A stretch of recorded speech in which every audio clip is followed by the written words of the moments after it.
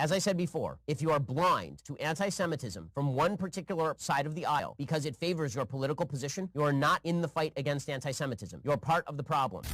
Wow, can't believe Ben Shapiro finally admits to not fighting against anti-Semitism. As you all know, another white nationalist shot up a synagogue over the weekend, and what did our intellectual titan Ben I hate identity politics Shapiro do? Did he warn against stochastic terror and talk about how the far right on the internet plays a significant role in radicalizing young men?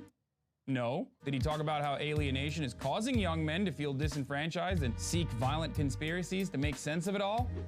Nope. Okay, what did he do? Did he instead use this synagogue shooting to attack a Muslim congresswoman who could have just as easily been the shooter's next target, especially considering he committed arson against a mosque the week before? Yeah, that's exactly what Ben did. If Ilhan Omar is given the credibility to speak out against anti-Semitism while routinely engaging in anti-Semitism, she has a lot of the same opinions about Jews that the white supremacist had in that manifesto. Ah, yes, Ben. The white supremacist and Somali-born Muslim congresswoman Ilhan Omar share the same opinions about Jews.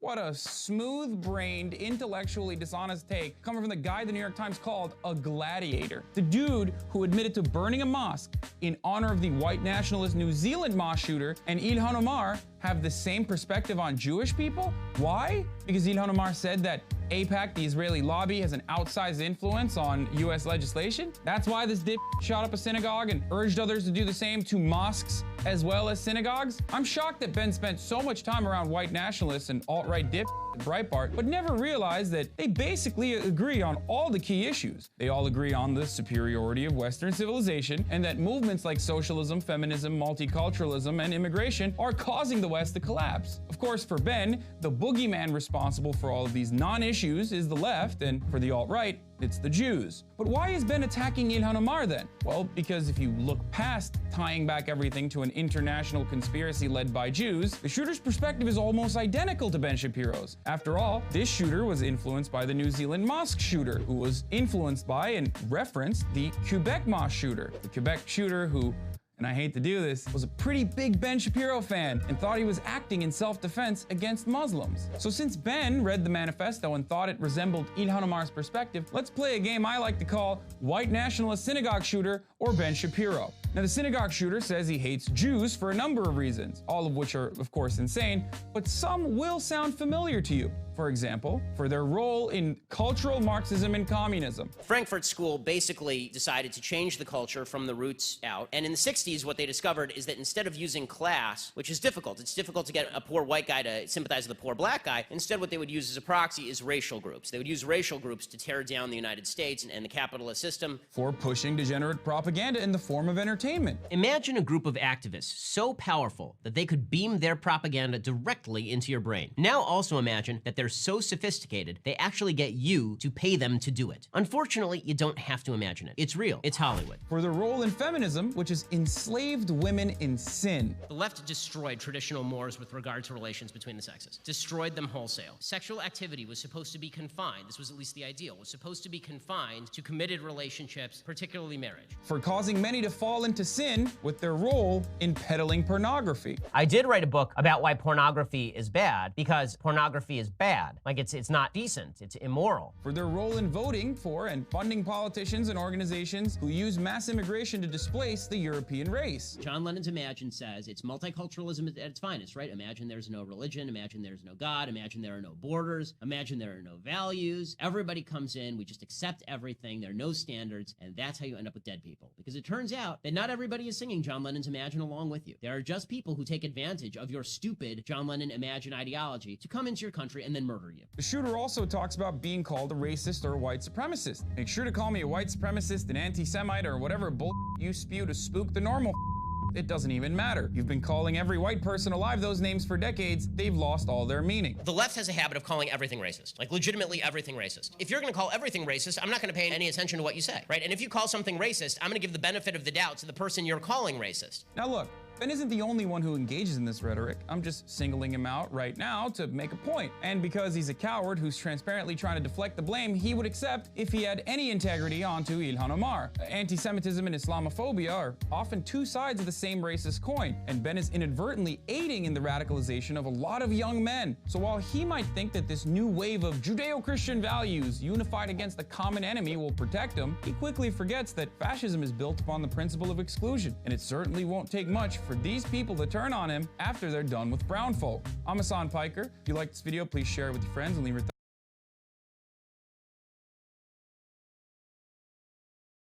Anyway, guys, so yeah, those were actual quotes that I went and dug up from the Shooter's Manifesto that happen to be very similar to the other shooters, the New Zealand Moss Shooters Manifesto. And I just very easily found identical quotes that Ben Shapiro had. Shocking. Shocking that Ben Shapiro would so easily blame someone like Ilhan Omar or try to deflect away and say, you know, people like Ilhan Omar and this shooter have a lot of similar ideas, instead of critically analyzing why so many people on the right happen to agree with Ben Shapiro. So many of these shooters who happen to, with Ben Shapiro, go out and do violent things. So weird. Of course, again, let's not forget that the shooter also blames Jews for all of those things that Ben Shapiro rails against. Of course, Ben doesn't say that. And I don't think Ben thinks that Jews are responsible, or like the international Jewish conspiracy is responsible for all of these things. But the things that the shooter and Ben Shapiro find to be negative elements are not actually negative. Feminism isn't causing degeneracy in Western civilization. Western civilization is not the superior civilization. George Soros is not genuinely benefiting from Islamic immigration. Muslim migrants aren't coming into Western countries to go out and fucking kill them. All of these things are complete conspiracies devoid of any factual correction. And Ben Shapiro routinely peddles those conspiracy theories. And yet no one checks him on it. And then Mr. I Hate Identity Politics turns around and hides behind being Jewish to make it seem as though he has a different perspective than half the fucking Nazis that probably originally got radicalized in his fan base.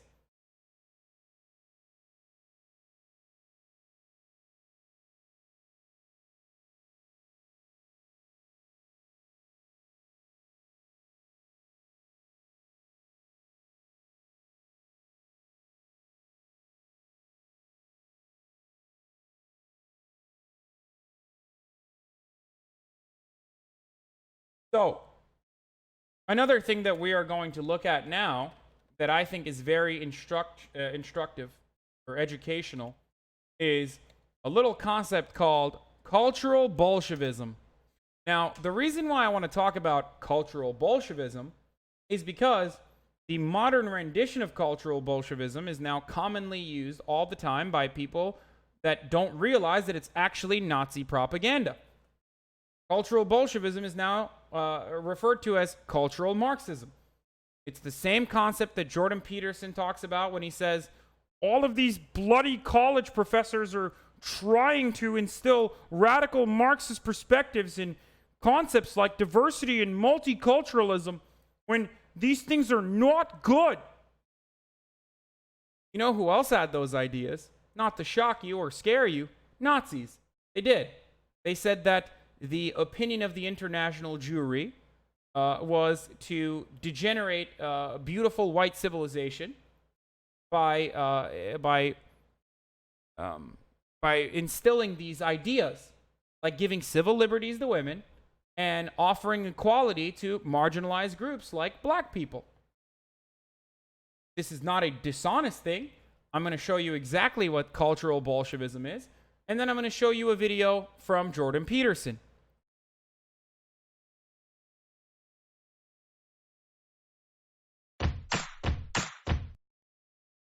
Hold on.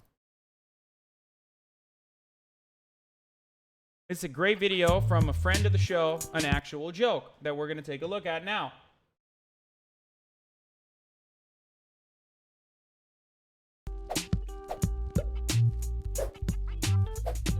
I've heard the phrase cultural Marxism being used by self-proclaimed centrists, It's like a cultural Marxism. It's not quite as Sargon painted it, but there's a cultural Marxism. moderates, And it's called a conspiracy theory.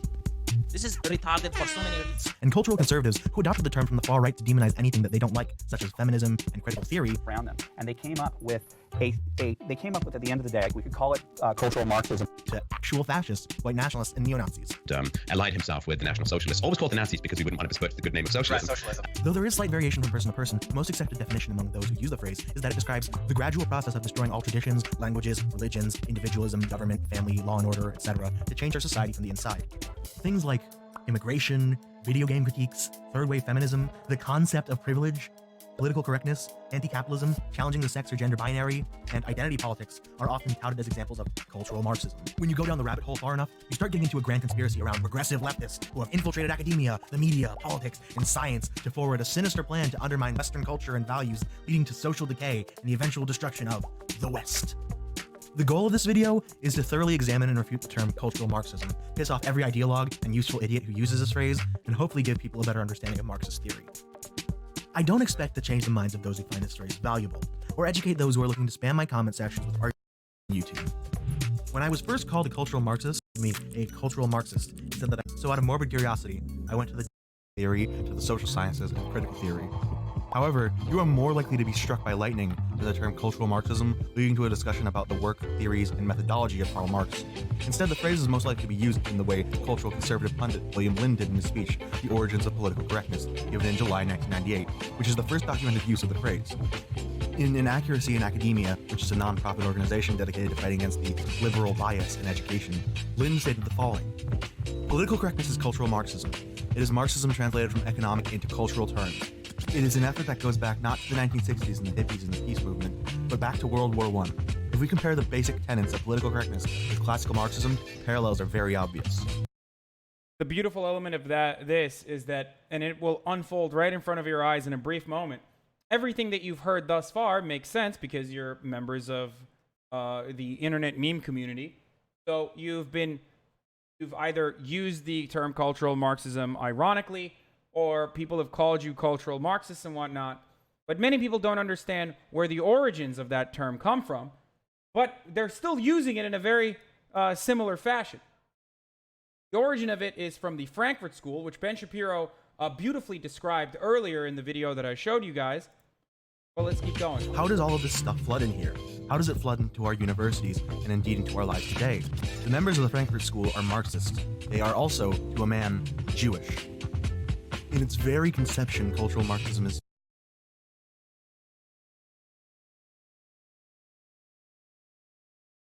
back in 1998, so it was acceptable to be like, oh, those are Jews, fuck them. Like, that's literally what that's why I laugh whenever people are like, Judeo-Christian values. It's like, since when, motherfucker?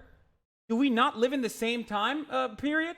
Like, do you not remember a time when, like, radical fucking Christian supremacists consistently belittled and disregarded Jewish people? And played around with anti-Semitic tropes and talked about how Jews were bad all the fucking time? I mean, they still do it. The Judeo-Christian values is just, now you have Israel and you have a common enemy. You have Muslims. So it's this new, like, Steve Bannon style alt-right concept. But let's be fucking real. These guys don't give a fuck about Jews. They don't care about Jewish people. None of them care about... Anyway, let's just keep going. I'm going to get to Jordan Peterson in a second. Referring to an agenda being pushed within academia and the larger sphere of life by members of the Frankfurt School who happen to be Jewish. At a campaign stop in Denver for the Reform Party in October of 2000, Pat Buchanan, a fascistic, anti-Semitic, white supremacist, accused Native Americans of attempting to block a Columbus Day parade of cultural Marxism in the Rocky Mountain News.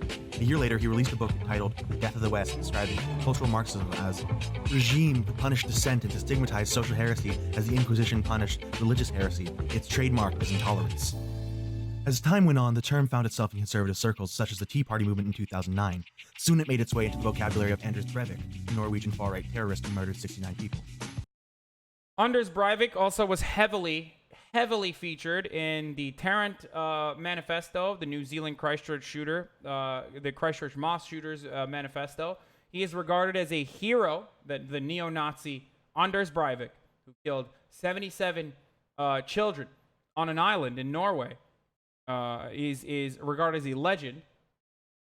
He also wrote deeply and extensively on how cultural Marxism was ruining the West. He killed those children because he perceived them to be cultural Marxists as well.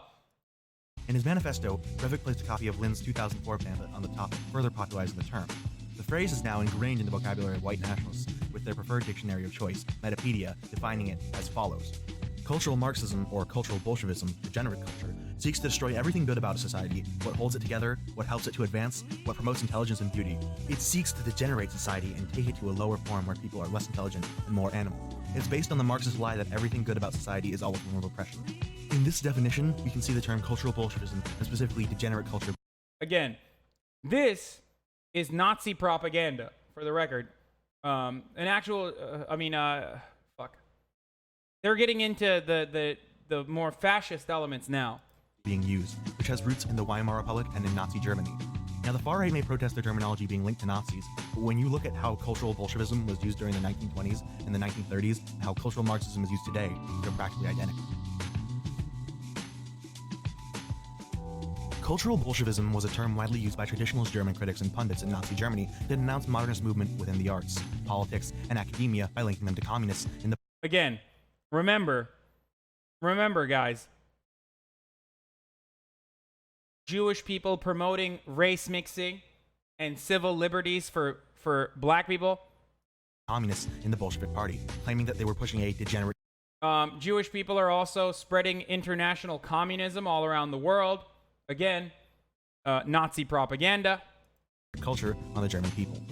Of course, most of us are aware of the fact that culture can't be seen as being part of a hierarchy. No culture is superior to one another. Instead, they are plural and adaptive, expressing connections between societies and peoples. In 1935, German officials banned jazz music from being played on the radio. That same year, the Swedish daily Svenska Dagbladet wrote that the Nazis were removing cultural Bolshevism from German culture. From this Saturday onwards, all Negro dance music is banned on German radio. Looking at Nazi propaganda and media from the 1920s to the 1940s, one can... Once again, Jewish man spreading the filth of communism all around the world. Again, often find the word cultural Bolshevism in references to the Frankfurt School. Nazi book burnings were also a part of the attempt to cleanse Germany of degeneracy. One may have asked, well, where is all this degeneracy coming from? The Nazi would have answered, the degenerates, of course. And who are the degenerates? Well, let's talk about the Jews. Now, all of this degeneracy and upheaval of traditional society had to be coming from somewhere. The Nazis claimed that German culture was being destroyed by a Jewish conspiracy. This led to the creation of the term Jewish Bolshevism. The conflation of Jews and revolution emerged after the Russian Revolution. The conspiracy theory can be traced to Alfred Rosenberg, an influential ideologue in the Nazi Party, that argued that Bolshevism was the revolt of Jewish, Slavic, and Mongolian races against the German element in Russia. In Nazi Germany, this concept of Jewish Bolshevism reflected the common perception that the Jews were behind communism. They argued that the Jews led the Russian Revolution and made up the majority of the Bolsheviks. Hitler described Jewish Bolshevism as a disease that would weaken the Germans and leave them prey to the Jews, with Marxism being just another part of their international Jewish conspiracy.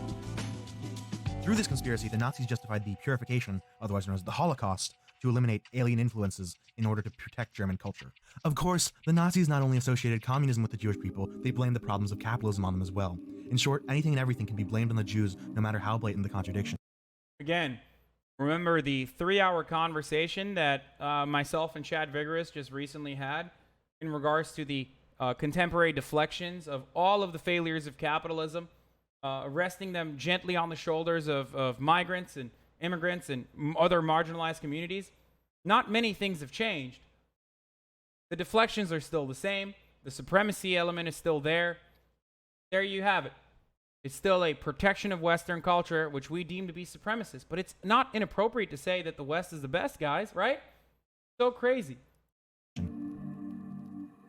This is important. The Frankfurt School plays a crucial role in the cultural Marxism, cultural Bolshevism conspiracy theory. The Frankfurt School was not a physical school, but a group of academics who fled from Nazi Germany to the USA and arose from dissident Marxists who believed that some of Marx's followers were narrowly interpreting his teachings and were spending too much time discussing the base of human society and not enough time on the superstructure or ideologies that upholds it. These criticisms that the Frankfurt School had of some Marxists was practically one of the few things that tied them together, as they had no unified theory or a collective political agenda. Despite this, some used In your opinion, is the current situation on academic campuses a continuation of the influence of the Frankfurt School or a perversion of it? A continuation. Look at my lady. Look at this old ass Nazi lady over here. Look at this shit. Look at this group of young, blossoming libertarians that Ben Shapiro is talking to here. At a college, nonetheless. On academic campuses, a continuation of the influence of the Frankfurt School or a perversion of it?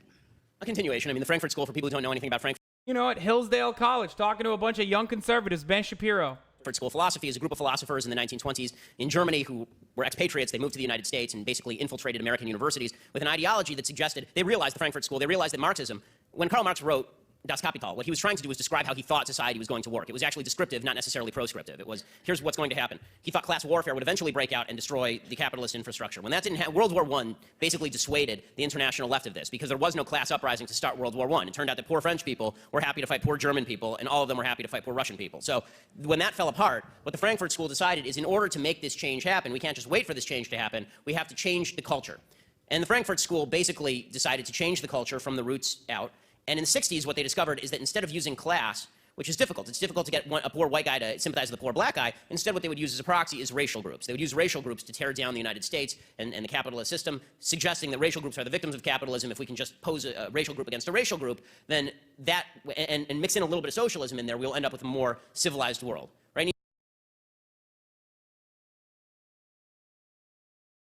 The existence of the Frankfurt School as an explanation for political correctness. People on the far right believe that members of the Frankfurt School promoted postmodernism, which contributed to the social upheaval of the 1960s, a decade ruled by the Black Civil Rights Movement, the feminist movement, and the anti-war movement. Somehow, this is all tied back to Marx. Hold on.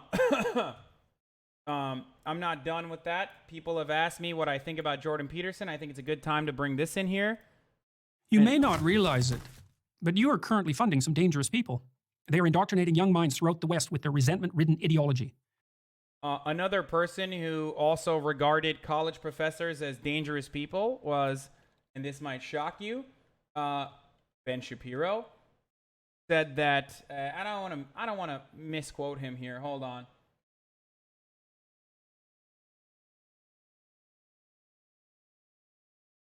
I believe he said it was militant homosexuality that was being funded. Oh, sorry. In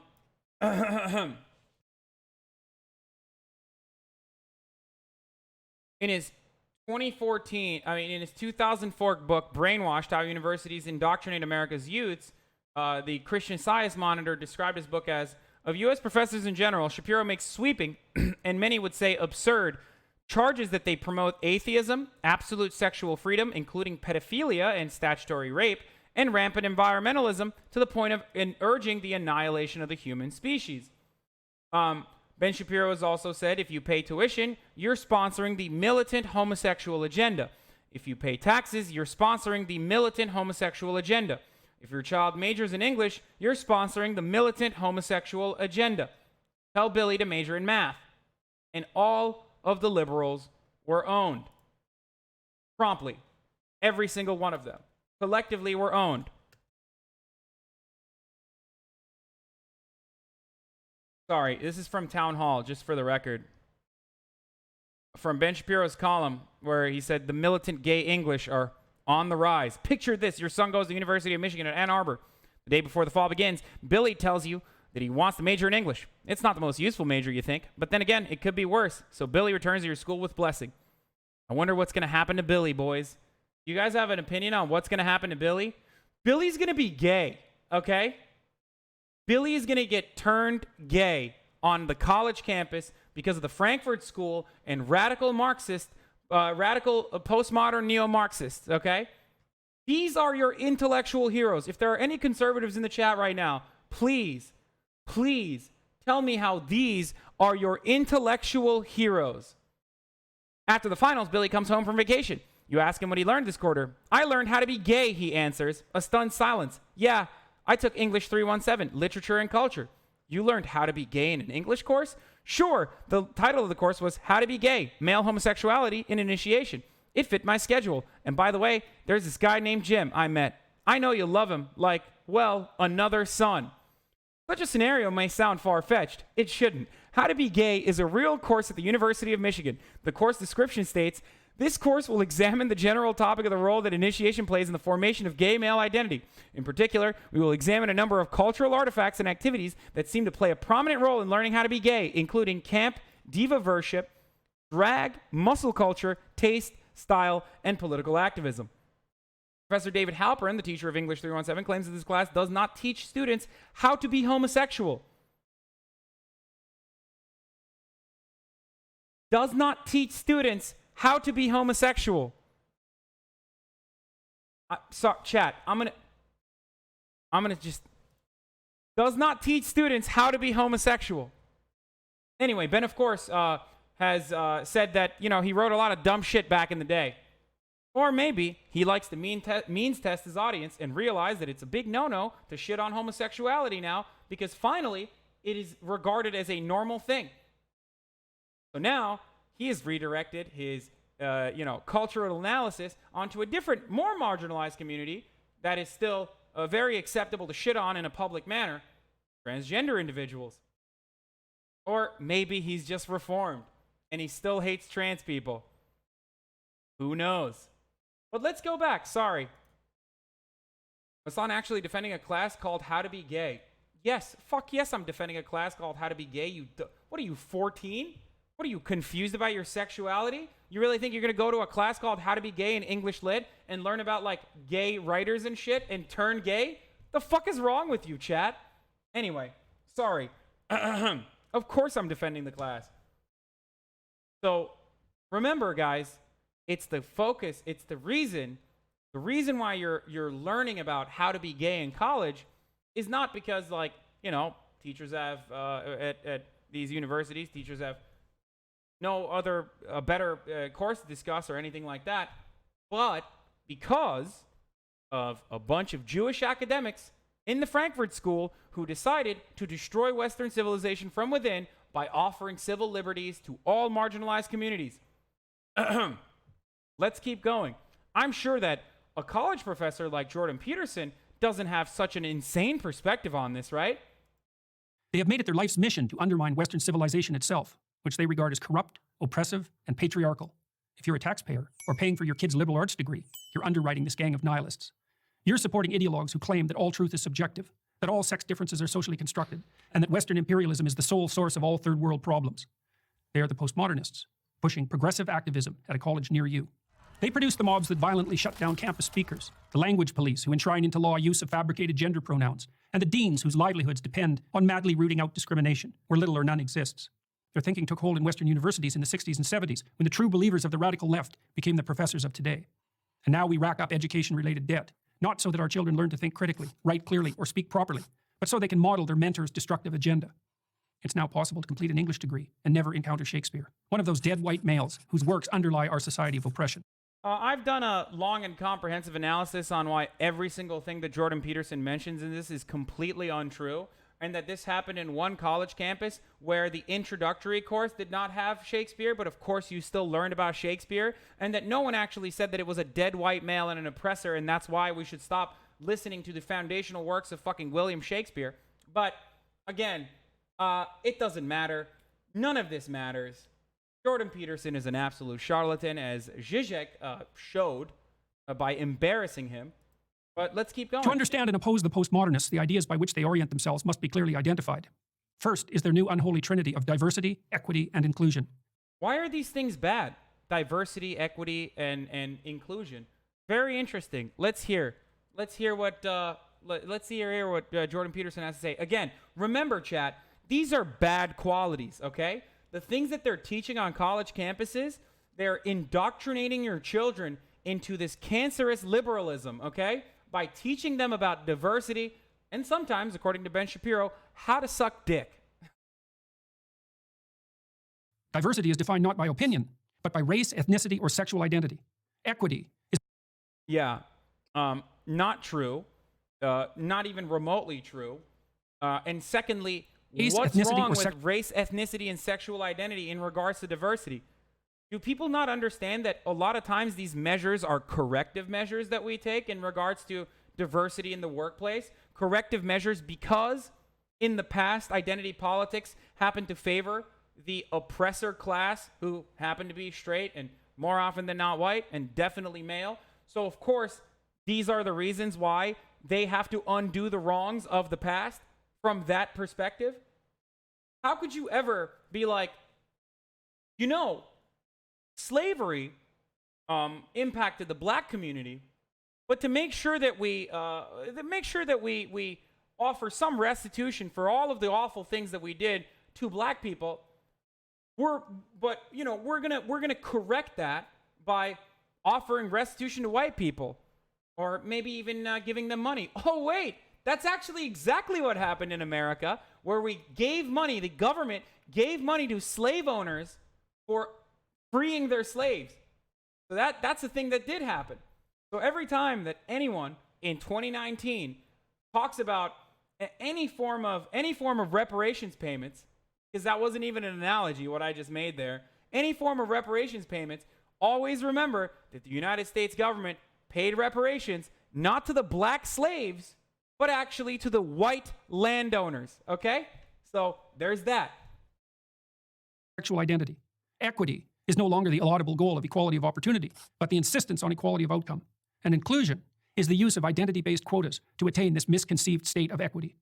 All the classic rights of the West are to be considered secondary to these new values. Take, for example, freedom of speech, the very pillar of democracy. The postmodernists refuse to believe that people of goodwill can exchange ideas and reach consensus. Their world is instead a Hobbesian nightmare of identity groups warring for power. They don't see ideas that run contrary to their ideology as simply incorrect. They see them as integral to the oppressive system they wish to supplant, and consider it a moral obligation to stifle and constrain their expression. Talking about Nazis, chat, for the record. You know, while also actively, Jordan Peterson, Mr. Free Speech, remember, Mr. Free Speech, who used this imagery in his video just now, Mr. Free Speech literally started a site, or tried to start a site that would track radical Marxist professors. Another radical free speech activist, Charlie Kirk, also started a site that did the same thing. Charlie Kirk's site was riddled with awful entries like Harry Potter, professor at Hogwarts. That site still exists. But the Jordan Peterson site, I believe, was taken down immediately because everyone was like, what the fuck are you doing? Jordan Peterson also famously told someone who wrote a shitty article on him that he would smack the shit out of him. Jordan Peterson, again, free speech though, of course. Jordan Peterson, I said that numerous times actually to multiple writers. Jordan Peterson also famously pushed for a petition to take down a Karl Marx bust because, and Jordan Peterson now, of course, this is funny talking about it now because now we know that he doesn't know shit about Karl Marx or communism or socialism, something that he fucking absolutely caked for the past 2 years, talking about and inappropriately vilifying.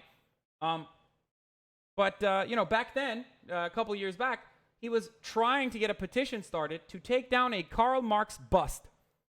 Jordan fucking Free Speech Peterson. Jordan, I only skimmed the Communist Manifesto and I know everything I can about communism because of that. Peterson. Constrain their expression. Second is rejection of the free market, of the very idea that free voluntary trading benefits everyone. They won't acknowledge that capitalism has lifted up hundreds of millions of people. Sorry, someone in the chat said that slave owners didn't get reparations. Lincoln signed a bill in 1862 that paid up to $300 for every enslaved person that was freed, okay? So, suck my entire cock, you uneducated, ahistorical, racist fucking douchebags. Fuck you. Don't ever test me on shit like that, ever again. Don't ever do that, ever again. What the fuck is this Destiny Chan shit going on? All right, let's get back to militant homosexuality, propped up by cultural Marxists in the Frankfurt School. Because Karl Marx covered such a wide range of topics and ideas, many people could be called technically Marxists. There are people who believe in the concept of historical materialism, while others subscribe to Marxist ideas around machines and automation, and some analyze various societies through classes. You don't have to subscribe to all of Marxist theories and beliefs, but if you agree with a couple or even one, you could be described as a post-Marxist. However, cultural Marxism is a contradiction in and of itself. as to understand why, we've got to delve into some actual Marxist theory. Karl Marx was in favor of slavery in the United States. Wrong again, the conquistador of bread. I see that you're back trying to say that Karl Marx was racist. There's only one United States president that Karl Marx has supported. Okay? There's only one United States president. Care to guess who it was? Abraham Lincoln. Karl Marx corresponded with Abraham Lincoln and actually celebrated the abolition of slavery multiple times. The Republican Party, of course, back then, not only wanted to abolish slavery, but more radical elements within the Republican Party were also what you would probably regard as communists in this day, our day's communists. But they also talked about wage slavery in the North and how that needs to be abolished as well. Of course, how far the Republican Party has fallen now that they're talking about, cultural Marxism at every step of the way when we do feminism and degenerate Western society. Remember, chat, literally all of these things that they are talking about, every single thing from Pat Buchanan to Ben Shapiro to Jordan Peterson, talking about college indoctrination of these values, these dangerous values such as diversity, was exactly identical to the Nazi propaganda in the 1930s, okay? Don't forget that. Next time you try to say some shit about how these guys are very different than the Nazis and how they have no opinions that resemble the Nazis, always remember that, okay? Or just fucking own it. Just own it, okay? Just get radicalized completely and become fascists, I guess. I don't know what to tell you. To explain the relationship between culture and the society that creates it, we must first discuss the base and the superstructure. According to Marxist theory, human societies are divided into two parts, the base and the superstructure. The base of a society comprises of the relationship between the people and the means or relations to production. The means of production includes the tools, businesses, factories, land, raw materials, etc. The relations of production are the capital, commodities, property relations, employer-employee, work. I think it's wildly disingenuous to relate people like Ben Shapiro to Nazis, says Sunflowers. Well, I guess you should watch my latest video where a Nazi synagogue shooter has a lot of similar opinions to Ben Shapiro in regards to Western civilization degenerating rapidly as a consequence of feminism and radical new gender identities that we're throwing out there, and also as a consequence of immigration. Now, the difference between someone like Ben Shapiro and an actual Nazi, like the synagogue shooter, of course, is that the synagogue shooter takes the additional step and says, Jews are responsible for all of this. Ben Shapiro, on the other hand, doesn't say that, of course, because he himself is Jewish, and I don't think he thinks that there is a secret Jewish conspiracy. That would be really fucking crazy if he, straight up believed that. I don't think he does. But he says all of the same problems exist in society. The issue is, none of these things that they complain about, whether it be Ben Shapiro or the synagogue shooter or Anders Breivik or the Christchurch mosque shooter, all of the things that they complain about on a regular basis are not actual problems. They're not problems at all. These are manufactured problems. These are deflections away from the actual problem, the alienation that most average citizens feel under a capitalist structure that constantly fucking oppresses them, depresses their wages, limits their future opportunities, and makes it so that even in a country like America, you advocate against your own self-interest because you think immigrants are actually responsible for all of the failures of capitalism. Anyway, so I think that's a pretty good analysis, chat. Would you not say? The fact that the Nazis and also neo-Nazis and also Republicans who are virulent anti-Semites and Ben Shapiro have a lot in common in regards to their perspective when it comes to Hollywood propaganda, sissifying young boys, in regards to colleges indoctrinating children into radical socialist Marxism. It's no different than the cultural Bolshevism and the Frankfurt School methodology that the Nazis used. It's no different at all. It is not even, it's the same thing. I can't even say it's virtually identical. It's the same. Yes, they sissify our children. They're turning our children into bimbos. The bimbofication of young white males.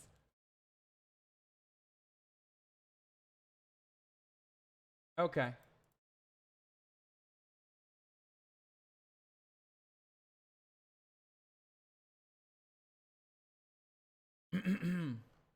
So, I'm not saying that, you know, we should have communism now. I mean, sometimes I say that. But I'm not saying that right now. I'm just simply showing you that these guys plagiarize a fuck ton, okay? I plagiarize as well. I take a lot from Marxist writing and put it into my writing because I think he had some pretty good ideas. But these guys are plagiarizing Nazis. I think there's a little difference between someone plagiarizing Marx and someone plagiarizing a fucking fascist. That's just me, a person who thinks fascism is bad, a person who doesn't think that fascism is just a simple difference in opinion.